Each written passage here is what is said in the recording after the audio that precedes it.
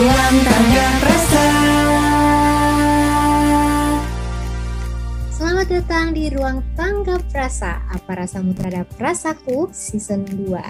Podcast ini dipersembahkan oleh Komisi Nasional Hak Asasi Manusia.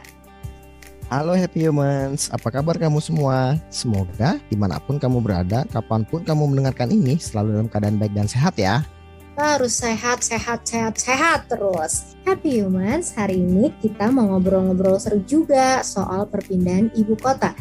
Tantangan atau peluang bagi masyarakat adat. Nah, seru banget kan ngobrolin ini. Ini kayaknya tema yang jarang-jarang banget kita obrolin nih.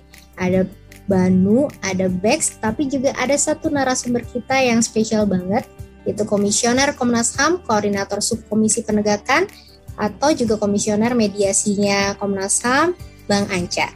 Mau kayak gimana ngobrol-ngobrolnya? Pengen tahu? Langsung aja dengerin kita ya.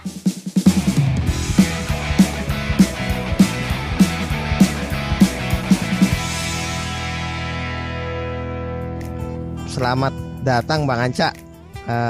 Katanya sekarang lagi ada di Kalimantan ya Bang? Di kota. Betul. Iya. Di kota kelahiran mana Bang? Di Banjarmasin tepatnya, di Banjarbaru.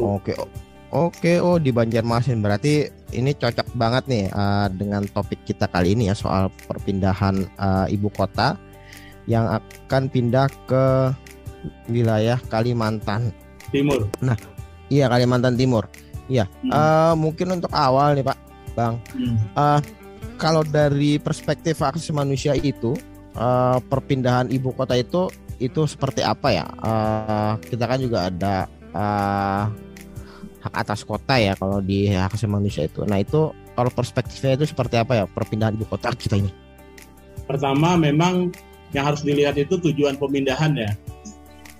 Tujuan pemindahan itu dalam rangka menyelesaikan persoalan yang ada di Jakarta atau kemudian apa tujuannya? Kalau kita lihat dari konsep ibu kota Jakarta sendiri sebagai ibu kota kan memang dia terlalu berat bebannya ya sebagai sebuah kota, di mana dia sebagai ibu kota negara Republik Indonesia dan juga sebagai kota bisnis, pusat bisnis di Indonesia yang kemudian menyebabkan semua orang mobilisasi orang itu berpusat di wilayah Jakarta.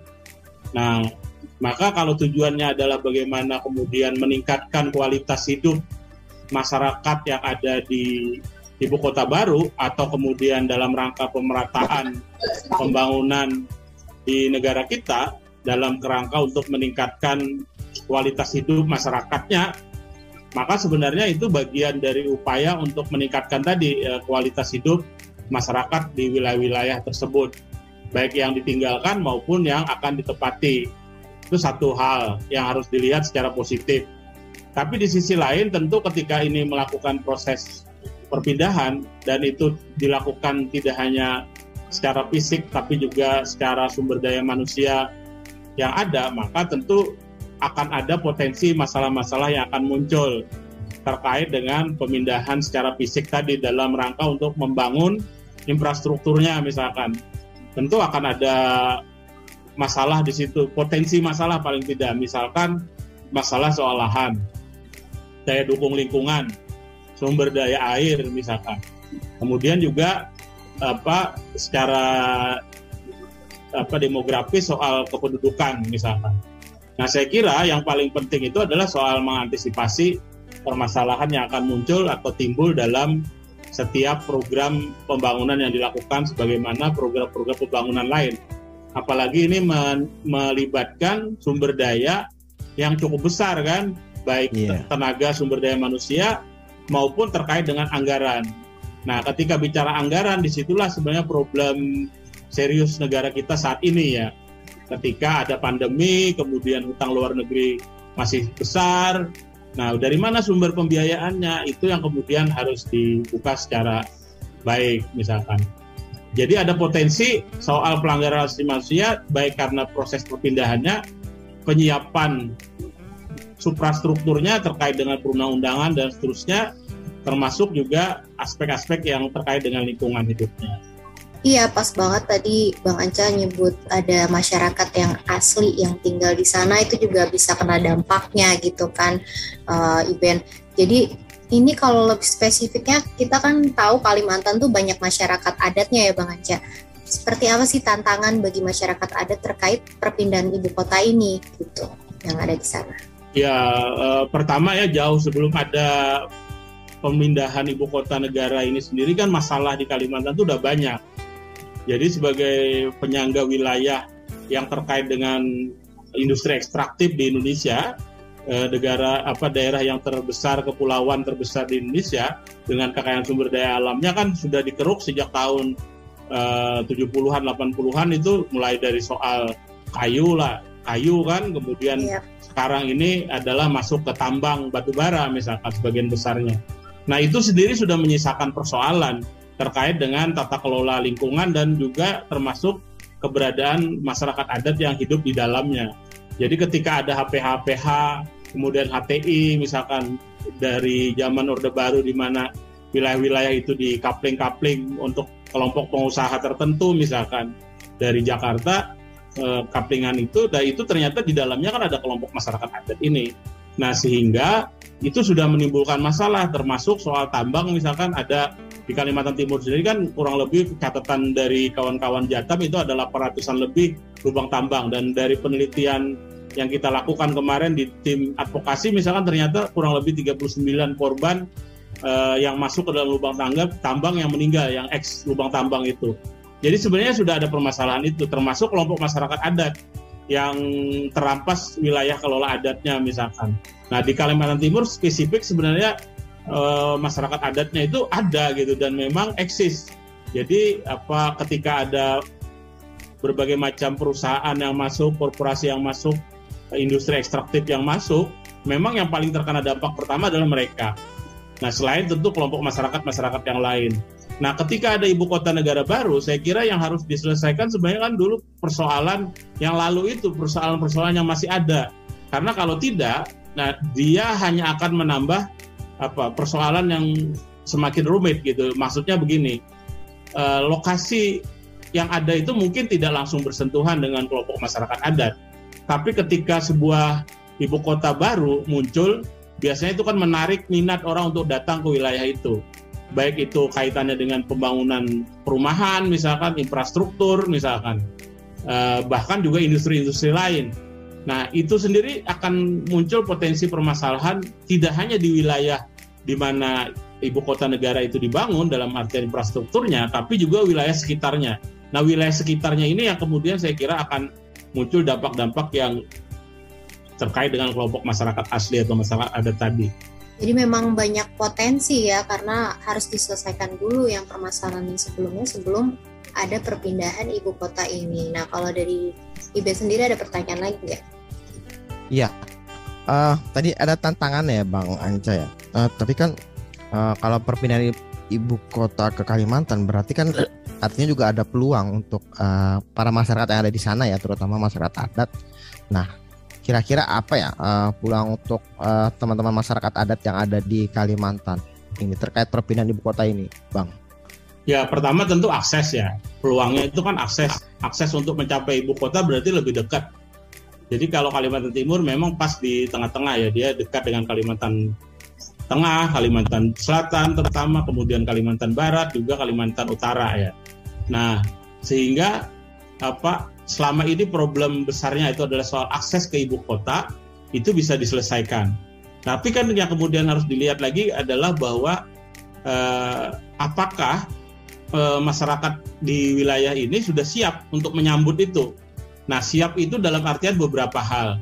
Pertama, memang ada problem aspek sosial budaya ya, yang harus dipahami, karena tidak hanya secara fisik kan, tapi juga secara personel atau dalam jumlah orang yang akan pindah gitu. Karena perkantoran-perkantoran ibu kota itu akan dipindah, atau mungkin beberapa pusat bisnis, BUMN dan seterusnya juga akan pindah ke ibu kota negara baru. Nah, dengan demikian akan ada jumlah orang yang cukup banyak. Katakanlah 2 sampai 3 atau 4 juta misalkan. Sementara penduduk di wilayah yang bersangkutan di ibu kota negara baru itu paling banyak 4 juta, 3 sampai 4 juta. itu tersebar di beberapa wilayah kan. Nah, kalau ibu kota negara barunya di wilayah itunya saja, Panajam Pasar Utara, PPO dan Kutai Kartanegara misalkan di wilayah itu jumlahnya nggak sampai 2 juta. Nah, itu akan menimbulkan jumlah yang signifikan antara pendatang dengan yang penduduk lokal. Itu satu problem demografi yang saya kira harus dilihat juga bisa jadi masalah. Artinya bisa jadi peluang usaha bagi masyarakat lokal untuk bisa mengembangkan usaha lokalnya, tapi juga bisa jadi keterdesakan kebudayaan.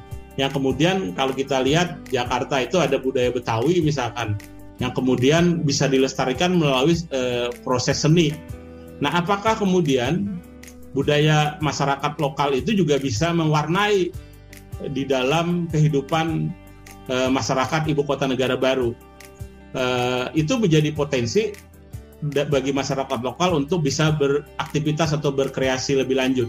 Jadi beberapa hari lalu kita diskusi soal peluang bagi para seniman misalkan.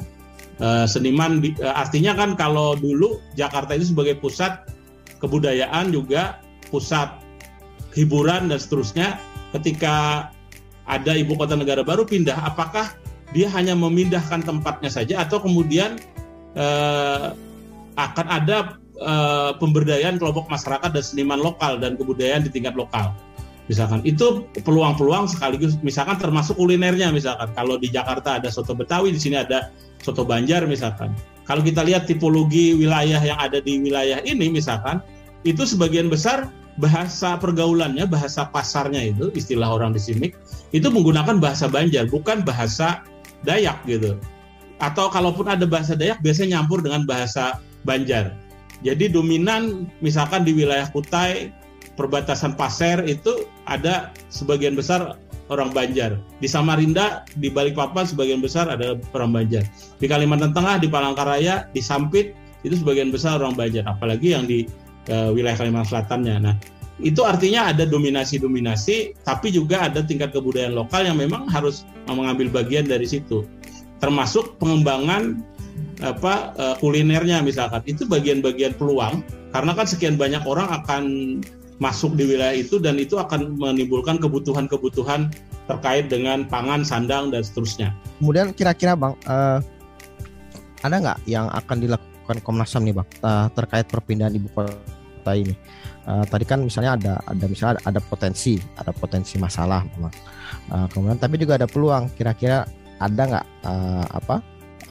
langkah-langkah yang akan dilakukan oleh Komnas HAM terkait perpindahan ibu kota kita ini? Ya tentu yang pertama adalah melakukan pemetaan potensi masalah ya dari segi hak asasi manusia. Kalau kita lihat kan memang hampir semua segi hak asasi manusia itu akan melingkupi potensi masalah yang akan muncul. Sebagai sebuah ibu kota negara baru, tentu tidak bisa tidak kebutuhan akan lahan itu akan menjadi salah satu prioritas masalah yang akan dihadapi. Ya, sekali lagi tidak hanya masalah di 246.000 hektar yang akan menjadi pusat kota itu sendiri, pusat pemerintahan yang disebut dengan Nusantara itu, tapi juga wilayah-wilayah sekelilingnya sekitarnya sebagai penyangga. Misalkan penyangga itu ada di Kalimantan Selatan, salah satunya, di Kalimantan Tengah juga. Penyangga yang paling dekat itu Kalimantan Selatan, di wilayah Tabalong, itu sudah ada potensi masalah terkait dengan pertambangan di wilayah situ. Jadi lahan-lahan itu sudah dimiliki oleh konsesi-konsesi tambang misalkan. Dan masyarakat sebagian besar itu bermasalah dari segi lahan kepemilikan, terutama lahan-lahan perkebunan yang mereka miliki. Nah, termasuk juga terjadinya pencemaran lingkungan. Maka sebenarnya yang dibutuhkan memang mau tidak mau Komnas harus memperhatikan secara lebih serius terhadap kemungkinan-kemungkinan yang terjadi. Jadi yang kita dorong misalkan ke pemerintah itu harusnya ada mitigasi soal bagaimana menangani kemungkinan terjadi masalah dalam proses pemindahan ini. Misalkan yang sudah bisa dipetakan itu adalah soal penanganan terhadap lubang tambang yang ada di wilayah di mana akan ada pembangunan ibu kota. Jadi tidak semata-mata yang selama ini kan yang menjadi target kementerian terkait dengan masalah lubang tambang itu SDM maupun Kementerian Lingkungan Hidup, Kehutanan adalah dengan melakukan alih fungsi menjadi kawasan wisata. saya kira dari beberapa kasus yang sudah terjadi itu sangat potensial untuk dikembangkan, tapi juga memiliki kemungkinan terjadi permasalahan dalam hal keselamatan bagi masyarakat. Maka di situ diperlukan tindakan antisipasi kalau ini dikembangkan. Yang kedua adalah potensi untuk perikanan misalkan. Nah, lubang-lubang tambang ini kan tidak serta-merta dia walaupun airnya jernih misalkan, tapi kandungan yang di dalam airnya itu memiliki kandungan logam berat yang cukup tinggi. Nah, ini perlu penelitian lebih lanjut misalkan. Bagaimana teknologi bisa disiapkan untuk itu.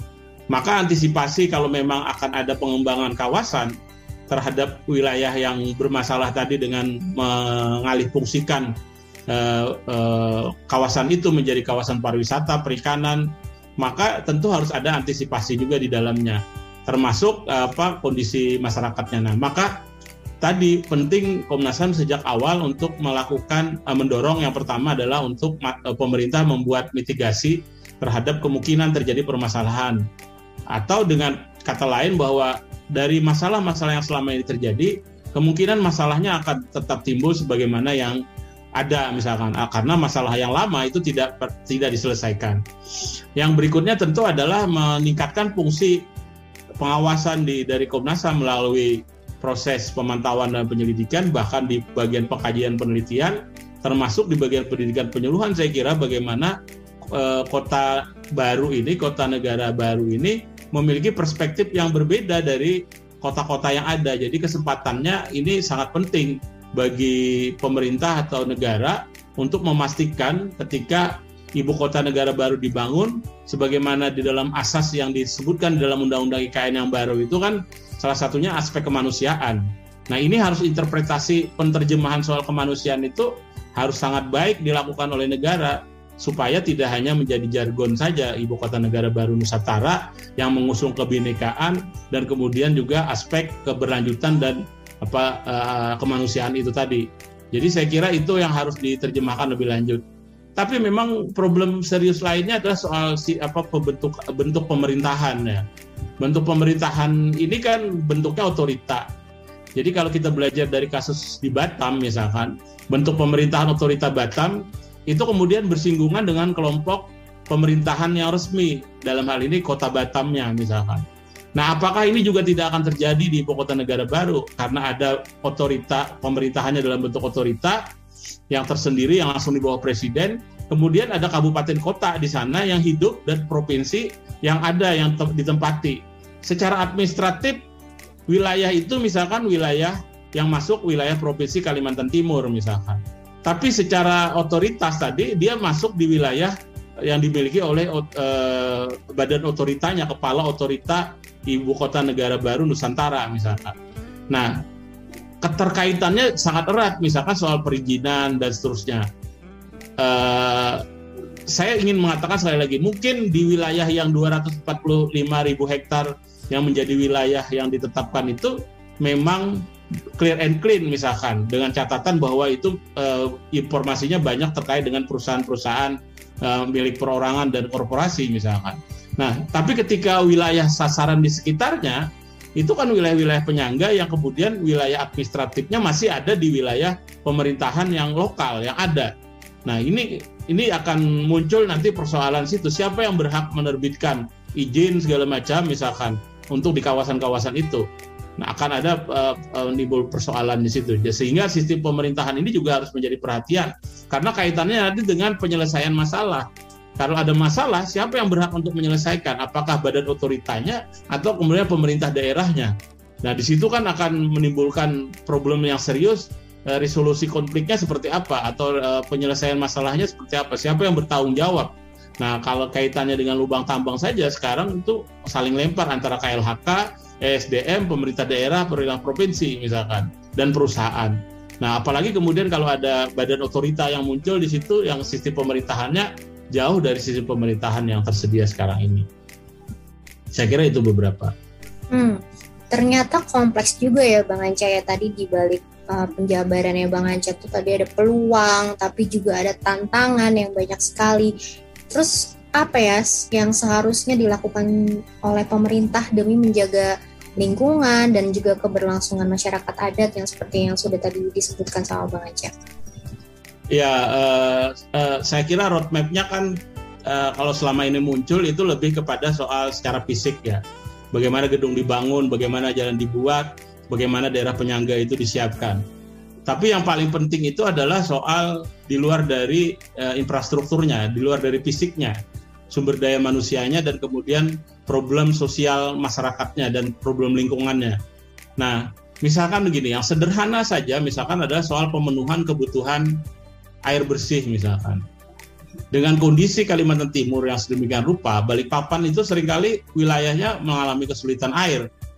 Nah misalkan, itu satu wilayah, contoh wilayah, karena kondisinya kan sudah daerah pertambangan, artinya lubang-lubang tambang di situ bukan yang semeter 2 meter, tapi puluhan meter, sehingga memang kondisi air tanahnya itu tidak tersedia dengan baik.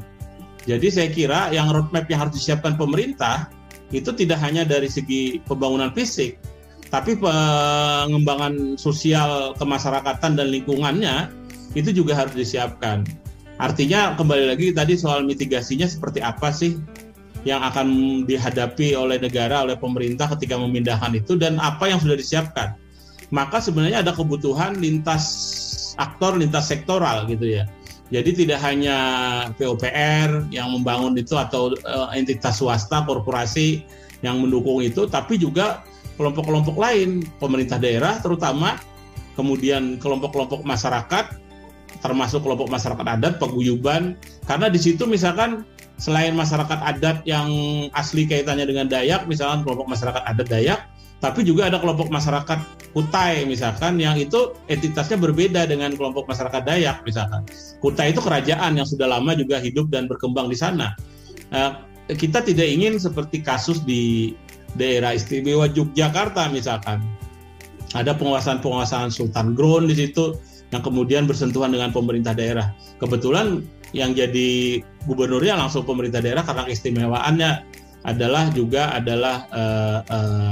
dari Kesultanan Jogja misalkan. Nah, tapi kalau di Kutai itu berbeda, tidak ada keistimewaan di situ sebagai sebuah daerah otonom, ya kerajaan Kutai masih ada eksis keturunan-keturunannya, tapi kemudian juga penguasaan tanahnya masih ada dan ada pemerintahan provinsi di dalamnya dan kemudian pemerintah pusat melalui badan otoritanya. Nah, saya kira ini perlu ada sinergi dari kelompok-kelompok ini. Jadi dari awal misalkan pemberdayaan hubungan antar aktor itu perlu ditingkatkan karena sekali lagi potensi problem sosial hubungan kemasyarakatan di sana juga tinggi.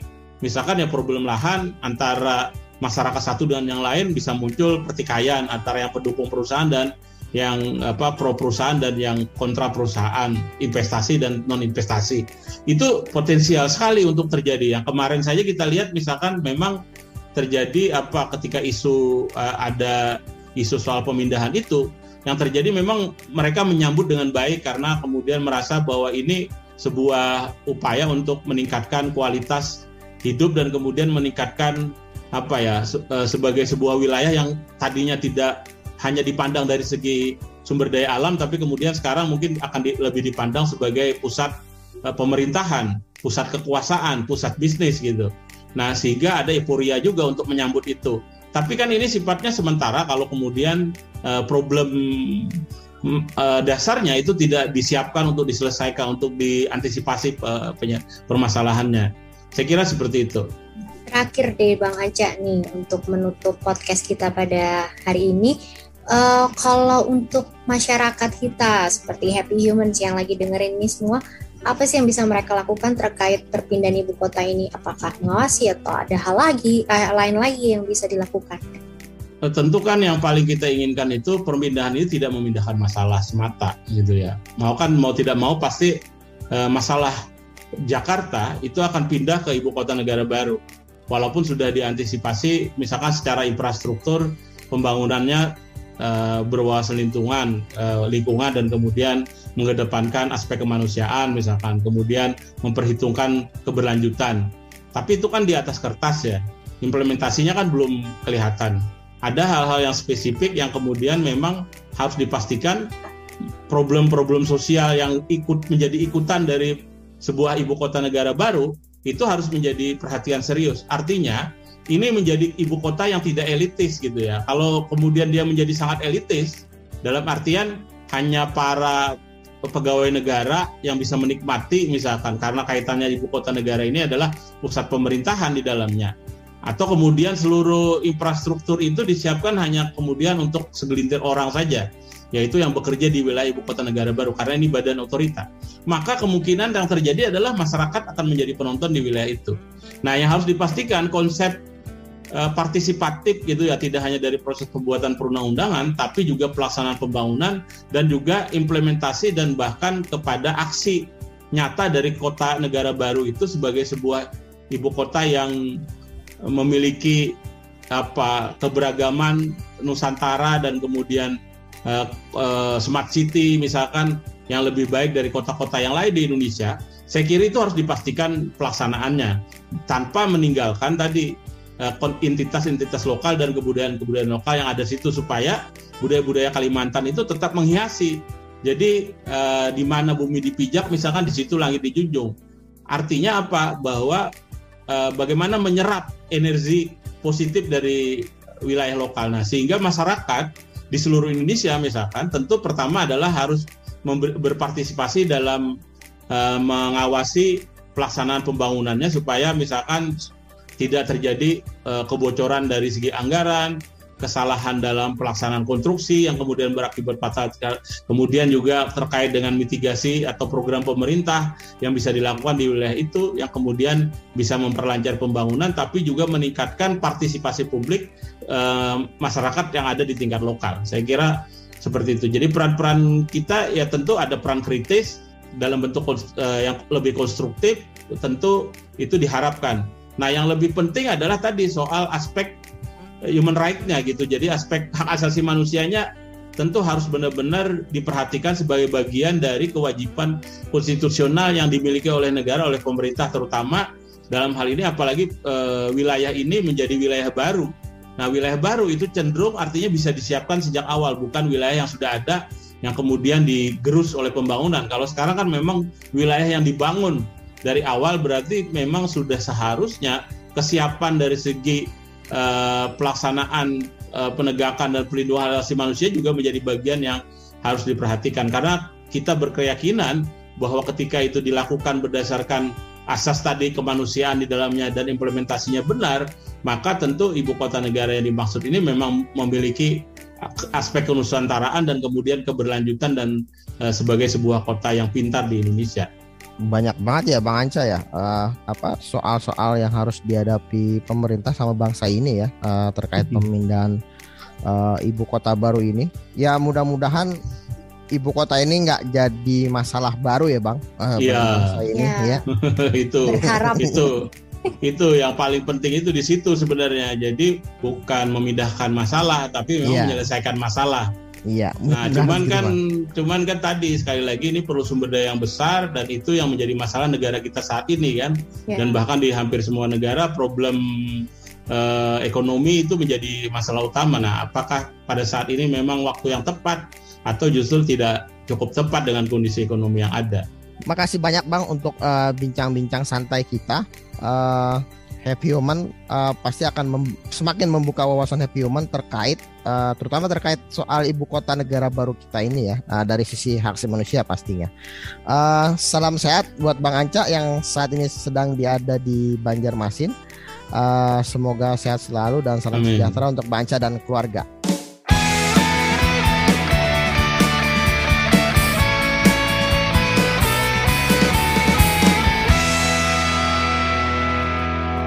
Nah, Happy Human, tadi kita udah ngobrol santai ya bareng Bang Anca, tapi kita juga masih memerlukan nih saran atau feedback dari Happy Humans.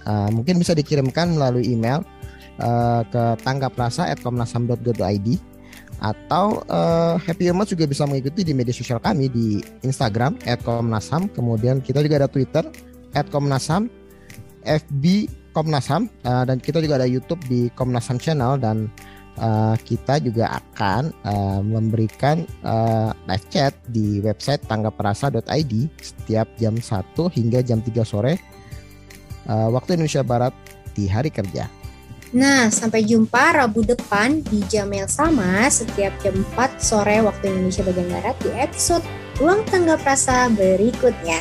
Dah.